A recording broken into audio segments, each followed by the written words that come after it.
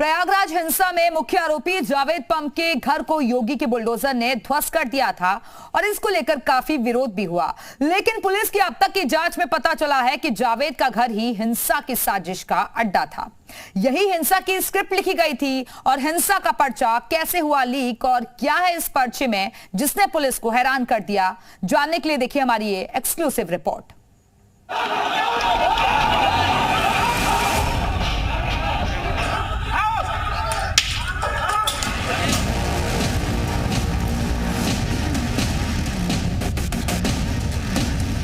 पहले पत्थर के बदले चला बुलडोजर, अब आरोपियों से होगी नुकसान की भरपाई।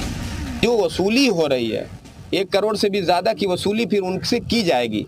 उनको किसी भी तरह से छूट नहीं मिलने वाली है। अगर उनकी हरकतों की वजह से आम जनता परेशान हो रही है, सरकारी संपत्तियों को नुकसान हो रहा है, तो उसकी भरपाई कौन करेगा?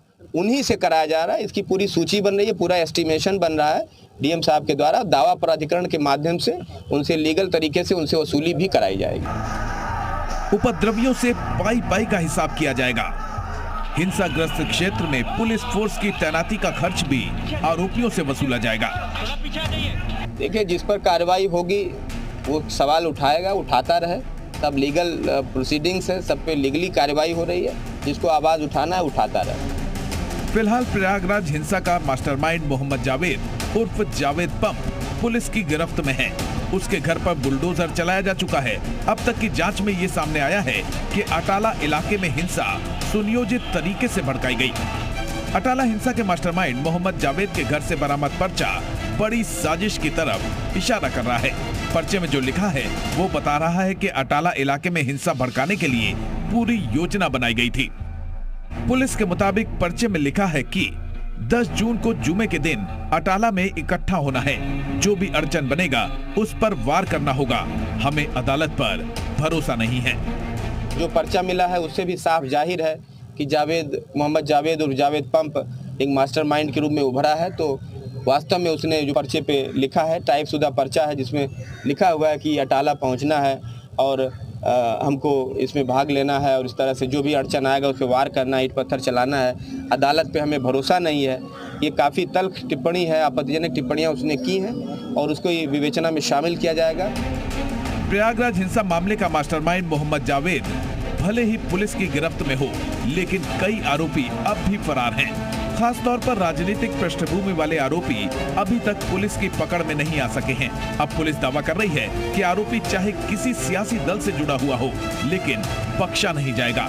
अगर आरोपियों ने सरेंडर नहीं किया तो उनकी संपत्ति की कुर्की के साथ एनएसए और गैंगस्टर एक्ट के तहत भी कार्रवाई की जाएगी। वो लोग भागे हुए हैं। कुछ राजनीतिक संगठनों के नाम आए थे, उनसे जुड़े हुए लोगों का नाम आया था।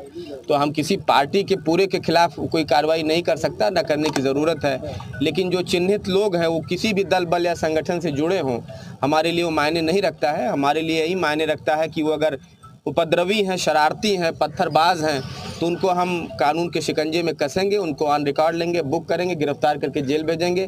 नहीं सामने आएंगे तो उनके घरों की कुर्की की भी कार्रवाई जल्दी से जल्दी अमल में लाई जाएगी और उनके ऊपर गैंगस्टर और रासुका के तहत भी कार्रवाइयाँ अमल में लाई जाएगी। पिछले शुक्रवार को प्रयागराज में हिंसा भड़की थी, इसलिए आने वाले शुक्रवार को लेकर भी पुलिस प्रशासन अलर्ट मोड पर है। सोशल मीडिया पर खास नजर रखी जा रही है। साथ ही धर्मगुरुओं से भी संवाद स्थापित करके हालात सामान्य बनाने की कवायद की जा रही है। आने वाले फ्राइडे पर भी हम लोग अलर्ट हैं। हम अपना एरिया सब पूरा देख रहे हैं। हमारे सभी एसडीएम सीओ एरिया देख रहे हैं, उनमें ड्यूटियां लगाई जा रही हैं। पिछली बार से कई गुना ज़्यादा ड्यूटियां इस बार लगाई जा रही हैं। बहरहाल 2 दिन बाद आने वाले जुमे से पहले प्रशासन न सिर्फ आरोपियों पर शिकंजा कस रहा है, बल्कि स्थानीय लोगों से बातचीत करके ये सुनिश्चित कर रहा है कि भविष्य में इस तरह की घटना ना हो। प्रयागराज प्रशासन की कोशिश उपद्रवियों के खिलाफ सख्त एक्शन लेकर ऐसी नजीर पेश करने की है कि असामाजिक तत्व अटाला हिंसा जैसी साजिश रचने की सपने में भी ना सोच सके। इसीलिए मुख्य आरोपी के घर बुलडोजर की कार्रवाई के अलावा उपद्रवियों से नुकसान की भरपाई का भी फैसला लिया गया है। Bureau report, C media.